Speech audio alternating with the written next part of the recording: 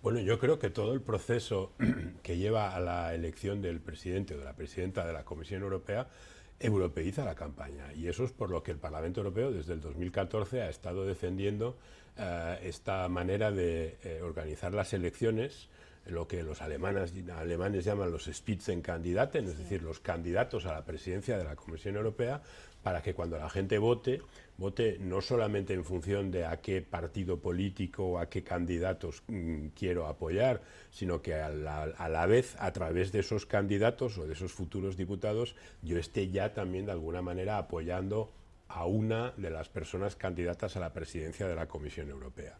Y efectivamente el hecho de que una de estas candidaturas ya de manera prácticamente oficial sea la de la actual presidenta de la Comisión, que es una persona muy conocida, pues sí, primero le da más visibilidad a este proceso de elección del presidente de la Comisión, y luego, pues, digamos que politiza más también el propio proceso electoral, politiza más las elecciones europeas. Y yo creo que eso es bueno, eso es positivo. Yo creo que efectivamente el tema de la seguridad y la defensa va a estar. Y de hecho, cada vez que hay una declaración altisonante de uno de los candidatos a la presidencia de Estados Unidos, eso se refleja en las discusiones aquí. Pero también va a haber otros temas importantes. Incluso en materia de la propia autonomía, porque no es solo la autonomía en materia de seguridad, es también la autonomía, por ejemplo, en lo que es el acceso a la energía. Pero después yo creo también que va a haber todo un debate que de hecho ya ha empezado, por ejemplo, sobre la velocidad a la que la Unión Europea tiene que luchar contra el cambio climático. Bueno, yo me quedaría en primer lugar con las leyes de modernización digital de la Unión Europea. Por ejemplo, la ley de servicios digitales, que es la que está empezando ya a obligar a las grandes plataformas de Internet a tener un comportamiento más cuidadoso respecto, por ejemplo, al tipo de información que permiten que circule en sus redes.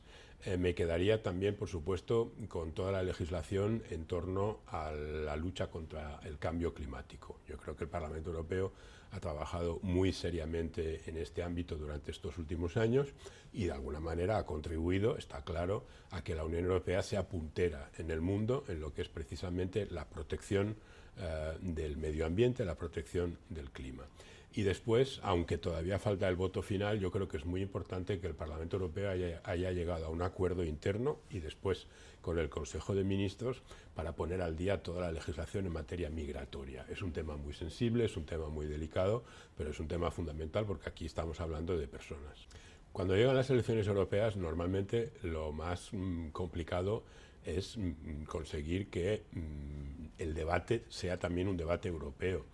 Eso no quiere decir que no pueda ser también un debate nacional, pero que ambos debates vayan unidos. Yo creo que hoy en día ya no hay prácticamente ningún tema, ninguna política que no tenga un ámbito nacional y un ámbito europeo, una cara europea y una cara nacional.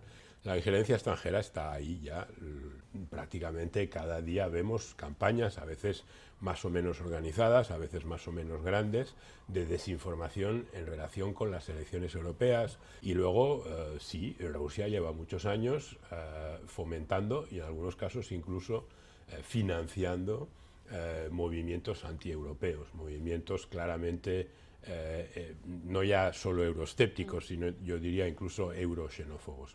Y eso, bueno, pues obliga a las demás fuerzas políticas también a hacer un esfuerzo de movilización. Efectivamente, vuelven a tener también mucha responsabilidad y en el fondo son los que más interés tienen que tener en cuál es el resultado de estas elecciones europeas, porque lo que vaya a pasar en los próximos 5 años o 10 años, lógicamente les va a afectar a ellos mucho más que a nadie.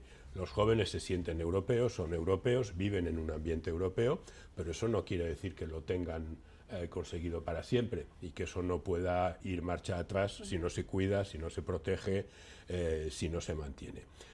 Pero yo sí diría que parece que vamos a un Parlamento todavía más diversificado que el Parlamento actual, y eso de alguna manera es una evolución histórica. En cada elección el número de partidos presentes es mayor y la fuerza, digamos, de los principales grupos se reduce un poco, no mucho, pero se reduce un poco.